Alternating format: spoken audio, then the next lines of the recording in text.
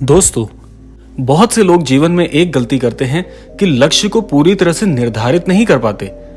अब ये कैसे होता है? देखिए, सबसे पहले विचार आपके दिमाग में आता है, इसके बाद आप उसे करना चाहते हैं, इसके बाद आप आगे बढ़ते हैं और देखते ही देखते ये आपको मुश्किल लगने लग जाता है, फिर आप पीछे हट जाते हैं। तो ये आपका लक्ष्य नहीं माना जाएगा। लक्ष्य आपने चुन तो लिया, लेकिन उसके लिए क्या महत्वपूर्ण था वो आपने नहीं किया।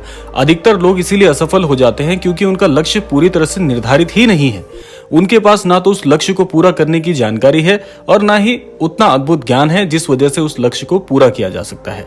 तो इसीलिए असफल होने का सबसे बड़ा कारण यही है कि आप बिना सोचे समझे फैसले ले लेते हैं। आप सिर्फ चीजों को बाहरी तरीके से देखते हैं और प्रभावित होकर उसे पाने के निर्णय कर लेते हैं। इसीलिए कोई भी लक्ष्य बनाने से पहले उसमें लगने वाले समय, मेहनत और चुनौतियों का निर्धारण भी करना बहुत जरूरी है। केवल लक्ष्य सोचने से पूरा नहीं होगा। अब दूसरा कारण आपकी असफलता का कि विश्वास और साहस में बहुत कमी है। आप अपना लक्ष्य तो निर्धारित कर रहे हैं, उस लक्ष्य के प्रति आप में विश्वास और साहस की कमी है, तब ये सबसे बड़ा कारण बन जाता है आपके असफल होने का।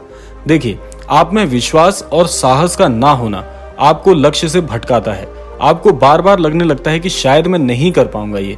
यानी बाहर से आप कह तो रहे हैं मुझे करना है, पर अंदर ही आप में विश्वास की कमी होती जा रही है, जिसके कारण आप गलतियां करते हैं और बार बार असफल होते जाते हैं। आखिरकार आप अंत में उस लक्ष्य को छोड़ ही देते हैं क्योंकि आपको लगता है कि ये लक्ष्य मेरे लिए बना ही नहीं है। लेकिन आप ये भूल जाते हैं इस लक्ष्य को तय करने वाले भी तो आप ही थे। याद रखें, आप अपने लक्ष्य को, चाहे वह छोटा हो या बड़ा हो, लेकिन अपने ऊपर विश्वास होना परम आवश्यक है और मन में एक बात आनी चाहिए कि मैं इस लक्ष्य को अवश्य पूरा कर ही लूंगा। यह विश्वास आपके अंदर से आना चाहिए जो आपको साहस देगा। अब आते हैं तीसरी असफलता के कारण पर।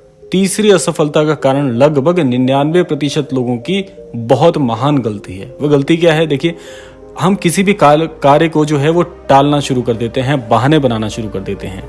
यानी कि आप जीवन में क्या करते हैं कि लक्ष्य बना लिया, सोच लिया कि कैसे पूरा करना है, लेकिन उसको प्रारंभ करने के लिए जो समय लगा देते हैं या उसे टालते चले जाते हैं। नहीं, आज नहीं, कल से करेंगे। कल कभी किसी का नहीं आया। ये बात याद रखिए मन में कि आप यही बहाना बनाने वाली जो आदत है ना, उसके कारण अपने लक्ष्य को पूरा नहीं कर पा रहे।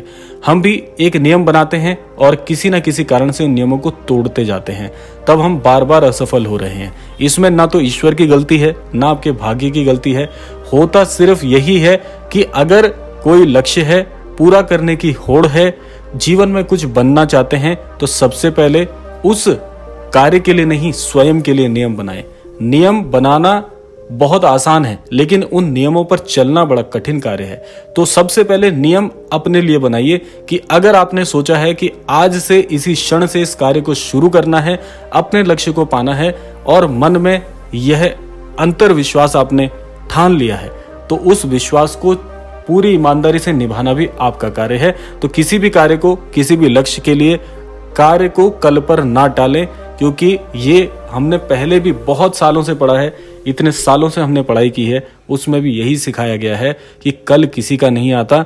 जो सोचा है उसके लिए आज से कदम उठाएं। जीवन में यही सफलता का सबसे अद्भुत नियम है।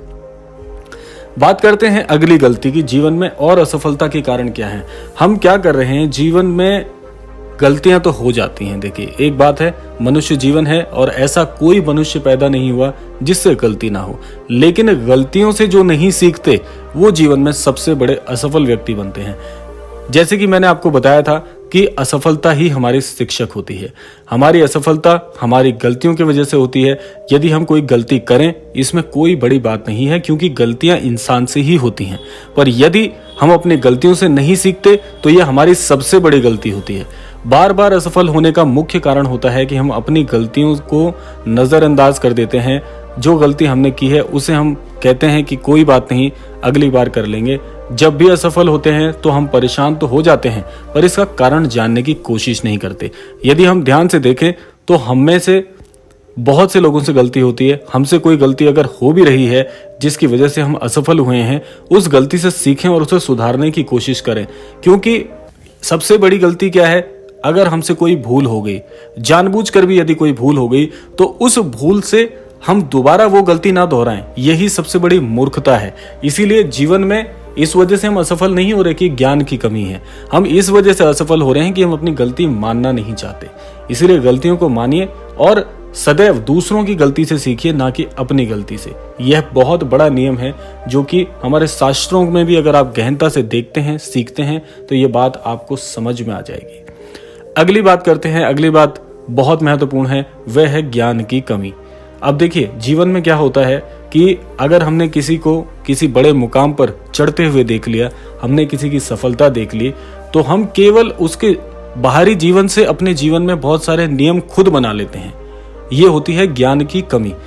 कभी भी आप एक बात का ध्यान रखिएगा कि अज्ञानी होना कोई बुरी बात नहीं है, लेकिन अल्प ज्ञानी होकर कार्य शुरू करना सबसे बड़ा जीवन में बहुत बड़ी गलती, बहुत बड़ी मूर्खता है। तो इसीलिए जो भी यदि आपने जीवन में लक्ष्य बनाया हुआ है, उस लक्ष्य को कैसे पूरा करना चाहिए, उसके लिए आपके पास पर्याप्त ज्ञान होना परम आवश्यक है। उस ज्ञान के लिए आप किसी शिक्षक का, किसी गुरु का सहारा ले सकते हैं, जो आपके जीवन में आपको उस आपके द्वारा तय किए गए, नियत किए गए उस मंजिल तक पहुंचाने के लिए आपका साथ देंगे, आपको उसके लिए पर्याप्त ज्ञान उपलब्ध कराएंगे।